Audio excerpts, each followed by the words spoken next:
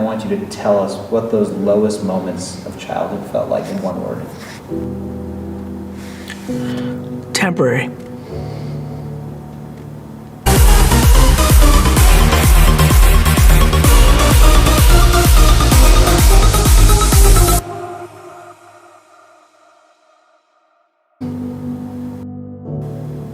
Some things are just destiny, you know?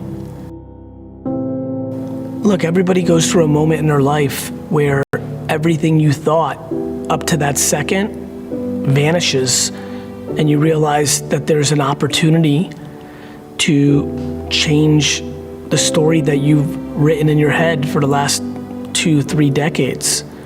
And I think it's universal.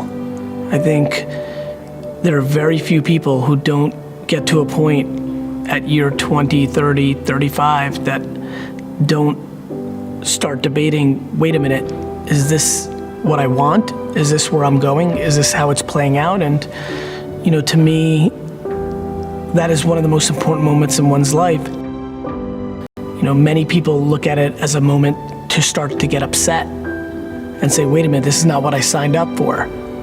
And others, regardless of what's happened, use it as an opportunity to write the next chapter. You know, I think anybody who's listening right now, if you want to set yourself up for success, ask yourself how much risk you've taken in the first 10, 15, 20, 30, 40 years of your life. When I started talking about business on Twitter, every single comment in 2009 was, shut your mouth, wine boy, stay in your lane. I'm telling you right now, you want to talk about why so many of you aren't exactly where you want to be? Look deep inside yourself on what your expectations of others are. Ask yourself how much you've been succumbing to peer pressure. Like if you've always wanted to be cool to the popular kids in your high school, you're in trouble. The amount of people in here that have a job they hate and they buy things they don't care about to impress people they don't give a fuck about scares the shit out of me. Most people spend money on dumb things, which then forces them to do things they don't want. Long before I became the wine guy on YouTube and Twitter, I was a businessman. And I think if it's your truth, there's a very big difference between being an entrepreneur and a successful entrepreneur. I can say that I'm a football player, doesn't mean I'm gonna get paid to do it. And so I think the truth, I think it's unbelievably exciting for me. It feels warm in my heart that the thing that I've seen consistently, analyzing this every second of my breathing day for the last decade, has been whatever your truth may be, as long as it is actually your truth, you will always over-index. And people have told me to not curse on stage, you know, my agents who book, like, stop cursing on stage because we're losing so much money. I'm like, I can't. I have to be me, and wherever the chips fall, and I think for everybody, A, it's fun because it's easier, and B, audiences are smart, to your point. You can smell when that person wants to put their agenda through. And so I think the truth, which is a very exciting answer to this question, the truth is undefeated. My friends, accountability, giving with no expectation in return, playing the long game, every single person's business or ambition will grow exponentially tomorrow if they spend the next 13 years giving away free content forever. Seems super non-natural. When do you monetize? How do you do this? The person that holds the breath the longest wins.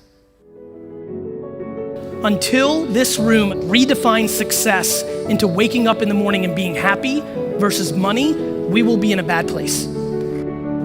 Think about two core things, in my opinion. One, you have to, at all costs, not beat your own self up with yourself. At all costs. It's huge. Yeah. You need to really be your own biggest fan instead of critiquing everything. Number two, moments in time. You've got to wrap your head around how young you actually are. You have to wrap your head around how early in the process this is and how this is just a very small moment in time. 400 trillion to 1. I just want everybody to hear this. This is the reason I'm happy 24/7, 365 for the rest of my life. 400 trillion to 1. The odds of becoming a human being. You might not like the human being situation you ended up in, but let me tell you this. Your mom might have grabbed another glass of wine and you never would have been.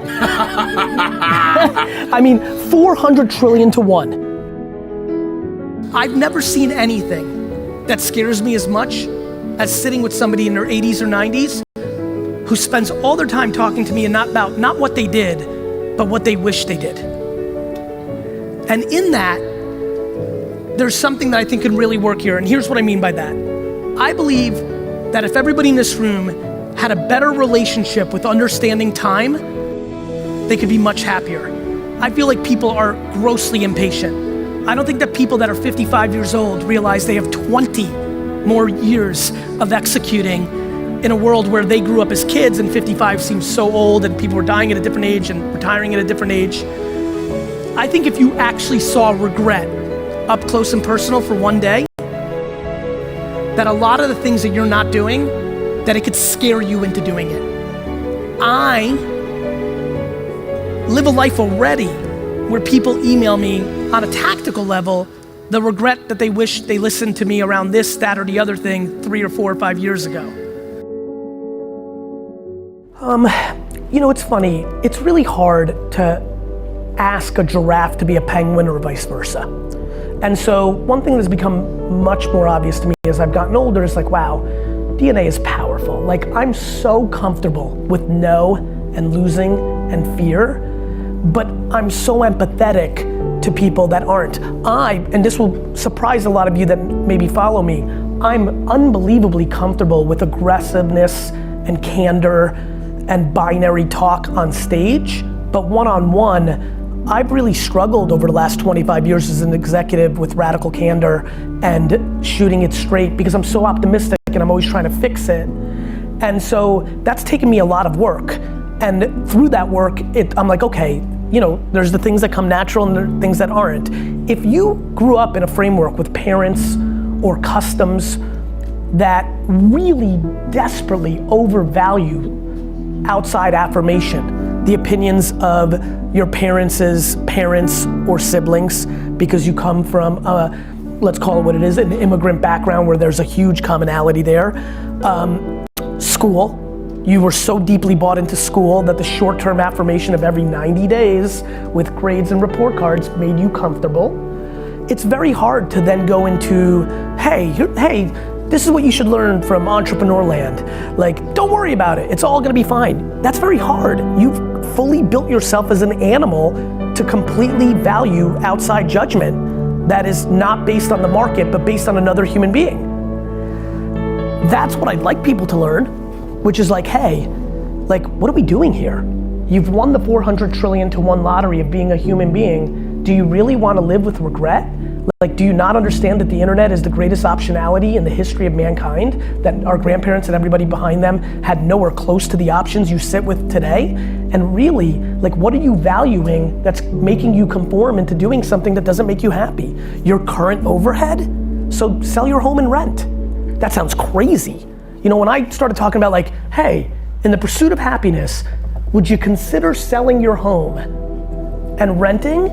I mean, I got destroyed in the comments sections and a lot of the play, like that I'm some horrible person. I'm like, how is living your life to pay the bills that you've created for yourself? That's all that humans do are create their own jails and then live within it. That's all we do. So knowing that that's very hard in a human way, the situation you have with your parents, all that stuff, the professional one feels like I have a prayer of communicating that and letting people, and here's my point.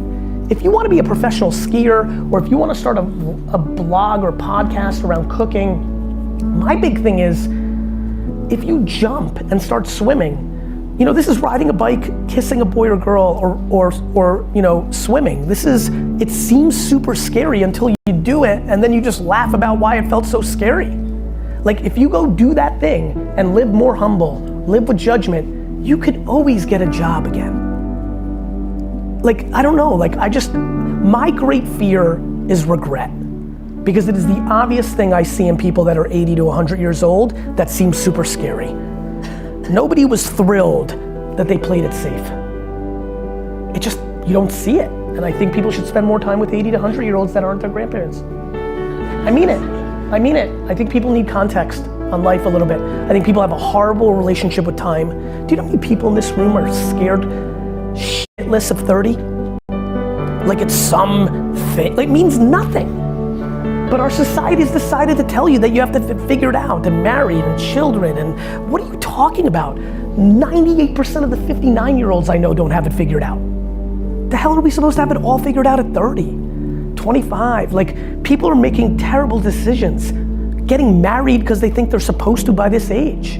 You know, like buying homes because they think they're supposed, like the rules of modern society have led to, everybody wants to blame technology, you know, and drug companies for, you know, all our problems. We need to blame our norms, our expectations, our ridiculous North Stars that make no sense.